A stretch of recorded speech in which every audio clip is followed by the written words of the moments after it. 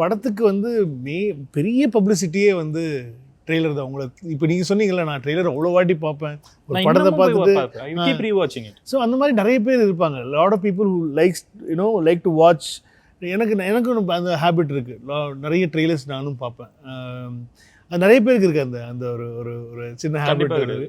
So இப்போ வந்து அந்த காம்பிலேஷன் ஆஃப் ட்ரெய்லர்ஸ்லாம் நிறைய போட்டுருக்காங்க. அதெல்லாம் கூட உட்காந்து அப்பப்போ அது சும்மா ஓடிட்டு இருக்கோம். நம்ம எதாவது பார்த்துட்டு திடீர்னு நல்லா ரீவைண்ட் பண்ணி அடுத்த கொஞ்சம் ரீவைண்ட் பண்ணி அதை போட்டு பார்க்குறது பழக்கமாக இருக்குது.